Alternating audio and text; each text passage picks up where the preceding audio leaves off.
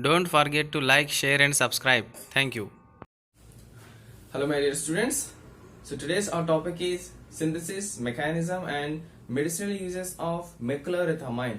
So meclorethamine, it is an anti-cancer drug and it comes under the class of alkylating agents. In that it is a nitrogen mustards. Okay. So when coming to the synthesis of meclorethamine, our starting material is ethylene oxide. Okay, ethylene oxide, 2 moles of ethylene oxide. So first of all, we are reacting 1 mole of ethylene oxide with methylamine.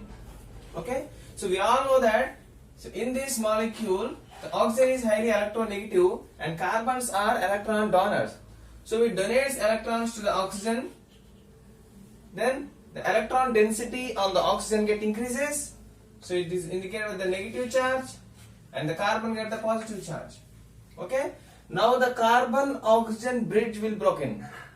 Okay, the carbon oxygen bridge will broken. So primarily it is a cyclic molecule. Now it become a chain. Why? Because the carbon oxygen bridge will broken, right?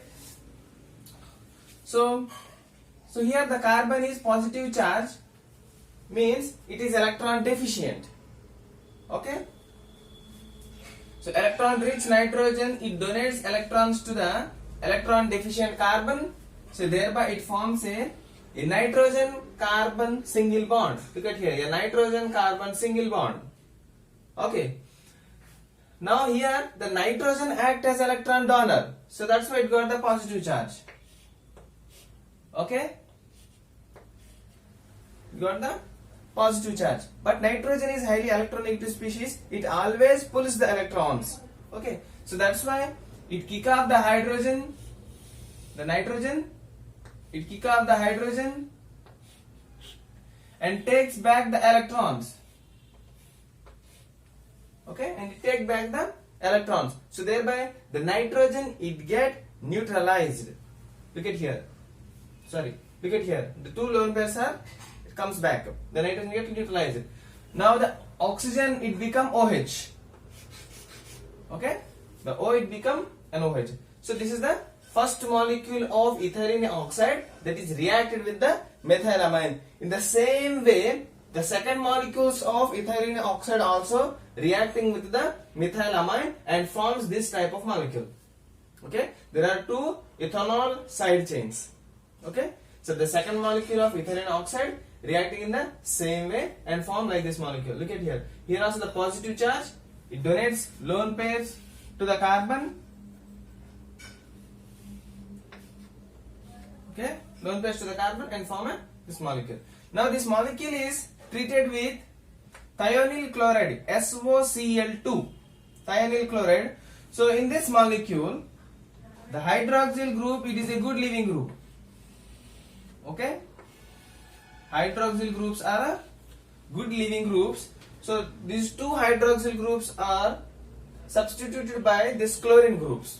Okay, look at here, there are 2 chlorine groups. 2 hydroxyl groups are substituted with the 2 chlorine groups. Now this molecule, it is treated with HCl. It gives you the hydrochloride molecule, meclorethamine hydrochloride. Okay, the name is meclorethamine hydrochloride. So this is the synthesis of the molecules.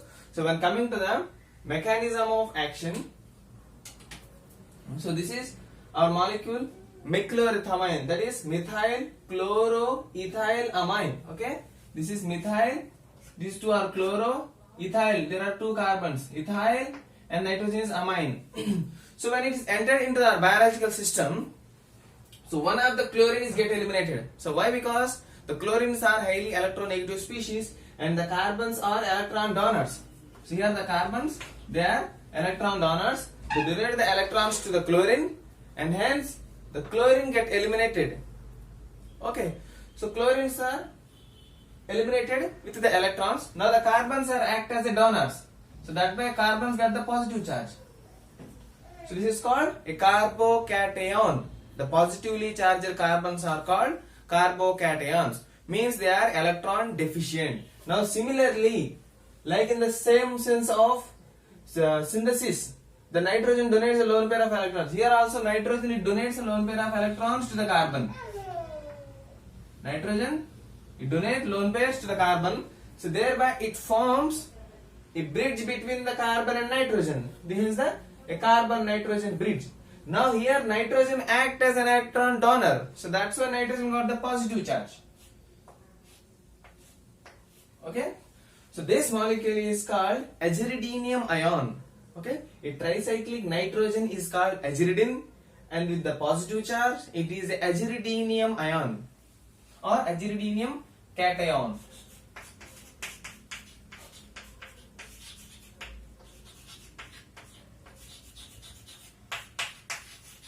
Okay, the aziridinium ion, it is highly unstable.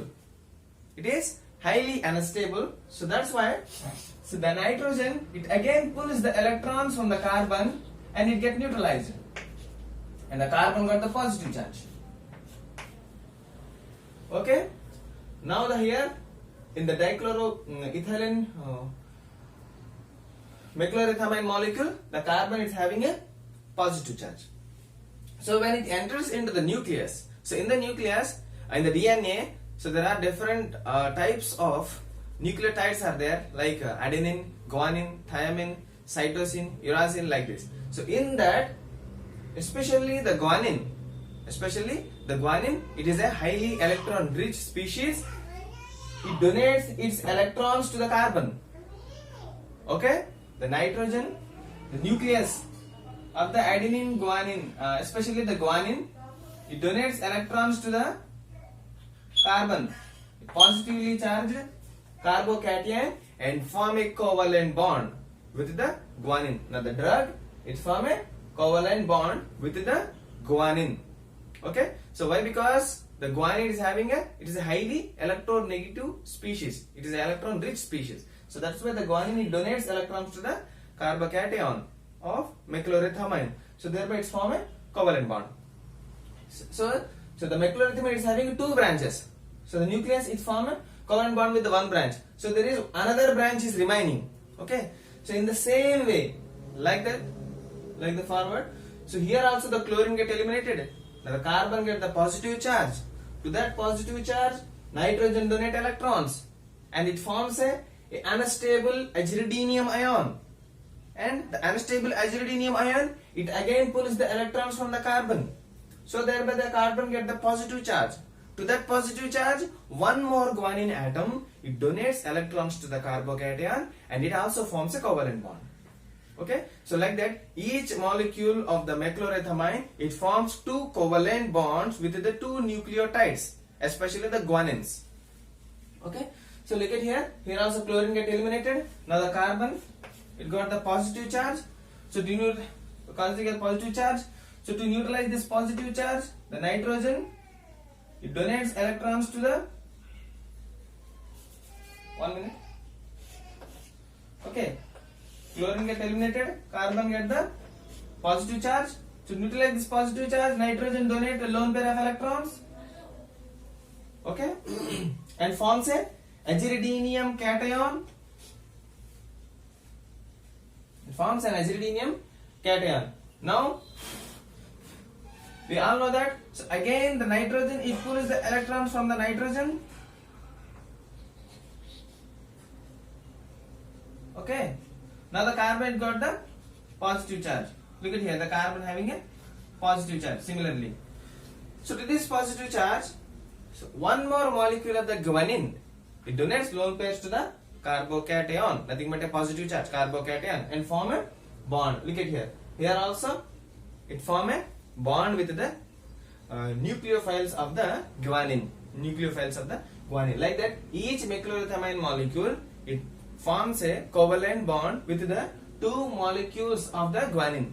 Okay, here a new nucleus is nothing but the guanine molecules. So like that, it forms a cross links. Okay, intermolecular bridges or intramolecular bridges. So we all know that for the multiplication of the DNA, a double stranded DNA, the enzyme is DNA polymerase. When it binds to the DNA polymerase, the double stranded DNA, it gets converted to a single stranded DNA.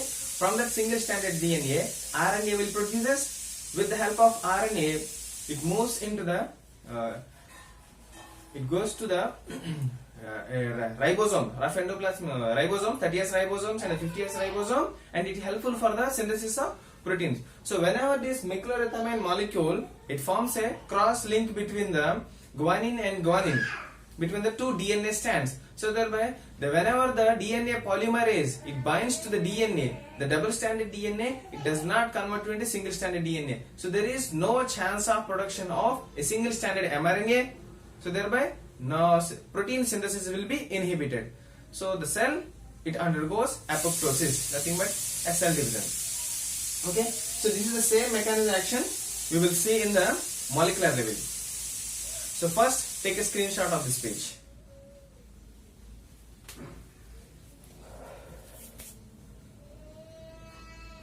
So the mechanism of meclorethamine in the molecular level. So this is the structure of the DNA. So we all know that the DNA is having a nucleotide like guanine, adenine, thymine and cytosine, and a 5-membered ribose sugar and a phosphate molecule. So this is the backbone of the DNA strand, that is 5-membered ribose sugar and the phosphate. Similarly, so there is one more strand. That's why it is a double-stranded DNA, right? So this is the structure of a cytosine and this is the guanine. Now the cytosine and guanine, there are triple bond in between these two molecules. There are hydrogen bondings, oxygen to hydrogen, this nitrogen to these electrons, and this nitrogen to this oxygen. So there are hydrogen bonding. So these hydrogen bonds are very weaker bonds. So whenever the molecule DNA polymerase, the enzyme DNA polymerase, it binds to this DNA, double-stranded DNA, these hydrogen bonds are easily broken, and the double-stranded DNA, it converts to a single-stranded DNA. From that single-stranded DNA, RNA will produce. So with the help of 50S and 30S ribosomes, the RNA, it produces the proteins. Okay, so now this is our molecule, meclorethamine. Okay, so this meclorethamine, when it enters into the nucleus, we already studied the mechanism of action. In that, it forms a cross bridge between the two nucleotides, especially the guanine and the guanine. So from the right hand side, from the guanine, and the left hand side guanine, okay, there are two guanine molecules opposites. So in between these two guanine molecules, the meclorethamine, it forms a covalent bridge. Okay, it forms a covalent bridge. So this is a very strong bridge, and it is not affected by the DNA polymerase. Means whenever the DNA polymerase, it binds to this, binds to the double-stranded DNA, the hydrogen bonds are easily broken, but these alkylating cross bridges, it will not be broken. So that's why what happened, the double-stranded DNA, it is not able to convert into a single-stranded DNA. So there is no RNA, so no protein synthesis. The cell, it undergoes apoptosis. So this is the mechanism of alkylating agent meclorethamine. So when coming to the clinical uses, so it is used to treat Hodgkin's disease and used to treat cutaneous T-cell lymphoma and skin cancer.